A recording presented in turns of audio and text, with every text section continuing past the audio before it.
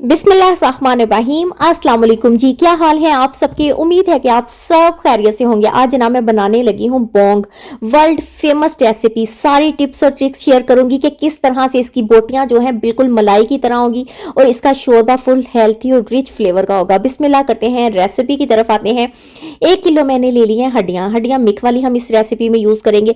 और जनाब गोश्त जो है वो इस तरह से लहरों वाला होता है, बोंग का जो गोश्त होता है। अच्छा जी, पकाने की तरफ आते हैं। एक प्रेशर कुकर में हमने हड्डियां सिर्फ जो हमने ली हैं वो इसमें सबसे पहले हम पकाएंगे। हड्डियों को हमने प्रेशर कुकर में ऐड कर दिया।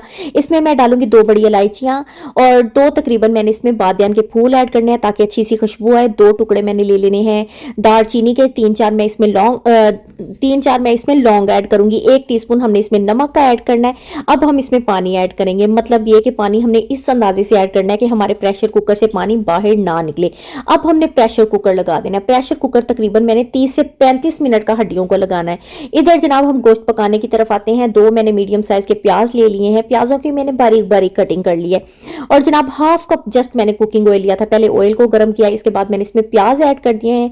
प्याजों की हमने अच्छे से भुनाई करनी है। ये देखिए लाइट कलर के हमारे प्याज हो चुके हैं। 2 टेबलस्पून भरकर मैं ले रही हूँ अदरक लहसुन का पेस्ट। अदरक लहसुन की भी हमने साथ ही अच्छे से भुनाई करनी है कि अच्छी सी खुशबू आना स्टार्ट हो जाए। ये देखिए इस टाइम पर दोनों चीजों की अच्छे से भुनाई हो चुकी है। अब ये गोश्त है बोंग का, इसे हम इसमें ऐड कर देंगे।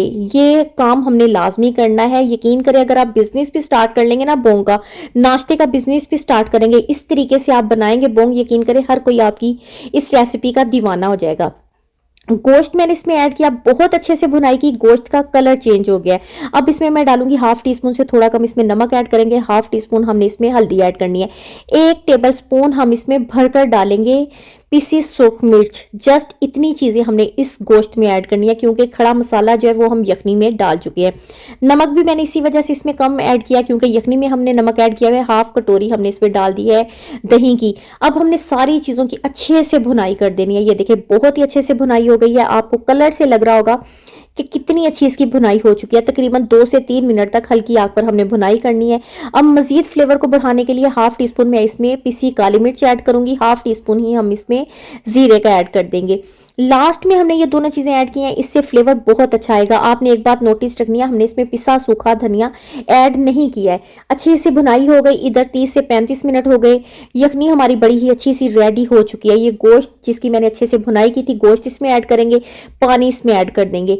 पानी हमने इतना ऐड करना है जितना हम इसमें शोरबा चाहते हैं, बल्कि उससे थोड़ा ज्यादा ऐड करेंगे, लेकिन स्टार्ट में हमने पानी इतना रखना है कि हमारे प्रेशर कुकर से बाहर ना निकले।